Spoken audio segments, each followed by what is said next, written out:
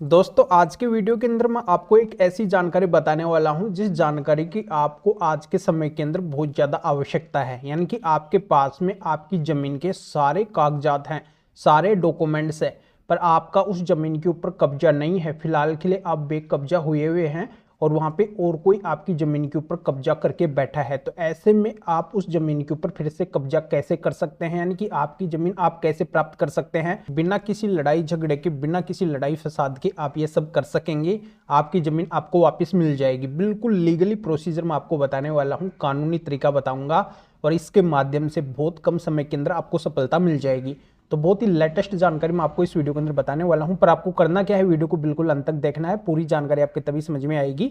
और इस चैनल को अभी तक सब्सक्राइब नहीं करें तो सब्सक्राइब करके बेल आइकन को जरूर दबा दीजिए। तो चलिए शुरू करते हैं। तो वेलकम दोस्तों, मैं हूं आपका अपना एडवोकेट जितेंद्र। दोस्तों बहुत से लोग क्या होते हैं कि उनको जानकारी नहीं होती है, उनकी प्रॉपर्टी के ऊपर कब्जा हो जाता है, वो लीगली उस जमीन के परमानेंटली मालिक भी होते हैं। यानी कि उनकी वो संपत्ति होती है पर वो उस संपत्ति के ऊपर कब्जे में नहीं रहते हैं, यानी कि वो बेकब्जा हुए हुए हैं, वहाँ पे और कोई कब्जा करके बैठा है और फिर भी वो कुछ नहीं कर पा रहे हैं। हर तरह के वो रास्ते अपना के देख चुके हैं पर सफलता उनके हाथ कहीं से भी नहीं लग रही है। तो आज के वीडियो के अंदर मैं आपको इसी सफलता का मंत्र बताने वाला हूँ कि अब आपको टेंशन लेने की कोई भी जरूरत नहीं है। एक ऐसा प्रोसीजर है, एक ऐसा रास्ता है जिसके माध्यम से अब लीगली तरीके से अपनी ज़मीन को प्राप्त कर सकते हैं। आपको ज़्यादा कुछ करने की ज़रूरत नहीं है। शॉर्ट टाइम के अंदर यानी कि कम समय के अंदर आपको सफलता मिल जाएगी।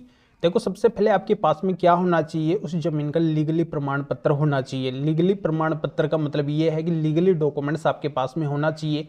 जैसे वो ज़मीन आपके पास में कहाँ से आई है, कैसे आई है, उस ज़मीन का टाइटल नेम आपके नाम से है। जैसे आपकी ज़मीन यानी कि वो संपत्ति यानी कि वो प्रॉपर्टी कोई पैतृक संपत्ति है, यानी कि पैतृक तरीके से आपके हाथ लगी है।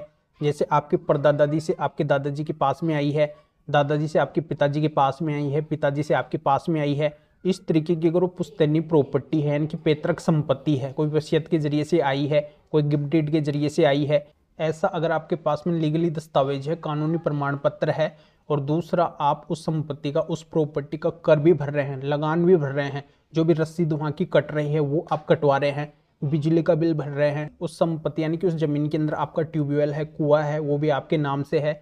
यानी कि तमाम कई तरह के डॉक्यूमेंट्स आपके पास में हैं जिनके जरिए से साबित होता है कि बिल्कुल आप ही इस जमीन के असली मालिक है, रियल ओनर है। सारे प्रमाण पत्र, सारे डॉक्यूमेंट्स आपके नाम से है। पर फिलहाल दिक्कत यह है कि प्रेजेंट के अंदर आप उस संपत्ति के ऊपर कब्जे के अंदर नहीं है, यानी कि उस संपत्ति के ऊपर और कोई कब्जा करके बैठा है। ऐसे में उस कब्जाधारी को आपको हटवाना है और आप फिर से अपनी संपत्ति को अपने कब्जे के अंदर करना चाहते हैं। तो इसके लिए सबसे पहले आपको क्या करना होगा, एक सिविल सूट फाइल करना होगा। सिविल सूट आपको फाइल करना है परमानेंट इंजंक्शन का, यानी कि परमानेंट इंजंक्शन का आप सिविल सूट फाइल करेंगे और इस सिविल सूट के साथ में अपने जो भी लीगली डॉक्यूमेंट्स है, कानूनी दस्तावेज है, उनको अटैच करेंगे। कोर्ट को बताएंगे कि इस तरीके से संपत्ति आपकी है, इन दस्तावेज के आधार पे पूरी तरह से साबित हो रहा है, पर ये जो भारी व्यक्ति है ये आपकी संपत्ति के ऊपर कब्जा बनाने की कोशिश कर रहा है, ये फिर इंटरफेयर कर रहा है, कब्जा कर चुका है। तो इस कब्जा करने वाले को रोकना है, इसको हटाना है। तो इसके लिए आपको ये सिविल सूट फाइल करना है। परमानेंट इंजंक्शन के रूप में आपका सिविल सूट हो जाएगा और बिल्कुल उसके ऊपर एक स्टे आ जाएगा। और स्टे मान लो कि नहीं भी आता है, मान लो सामने वाला जो कब्जाधारी है वो अच्छे से वहाँ पे अगर बात रखता है और कोर्ट के द्वारा अगर आपको स्टे नहीं दिया जाता है तो उसकी अपील आपको ऊपर वाले कोर्ट के अंदर फाइल करनी है, वहाँ पे स्टे लेने का प्रयास करना है। तो आपको अगर कहीं से भी किसी भी कोर्ट से अगर स्टे मिल रहा है तो स्टे मिलते ही सबसे पहले आपको क्या करना है, नीचे से जिस कोर्ट से आपको पहले स्टे मिला है उस कोर्ट के अंदर CPC 144 का एक प्रार्थना पत्र देना है। 144 CPC का प्रार्थना पत्र देते हुए आपको ये बताना है कि इस तरीके से आपको इस संपत्ति के ऊपर स्टे मिल चुका है और स्टे मिलने के बावजूद भी ये व्यक्ति है जो यहाँ पे कब्जा बनाए हुए है, आपको बेकब्जा कर चुका है, आपकी खुद की संपत्ति है, तो इसके ऊपर कार्रवाई होनी चाहिए। तो बिल्कुल कोर्ट 144 CPC के माध्यम से उस कब्जाधारी के ऊपर कार्रवाई करेगी, प्रशासन के माध्यम से उसको वहां से हटवाने का प्रयास करेगी। दूसरा, उस कब्जाधारी के खिलाफ आप कंटेम्प्ट ऑफ कोर्ट की शिकायत भी कर सकते हैं, यानी कि स्टे आने के बावजूद भी यहाँ से नहीं हट रहा है,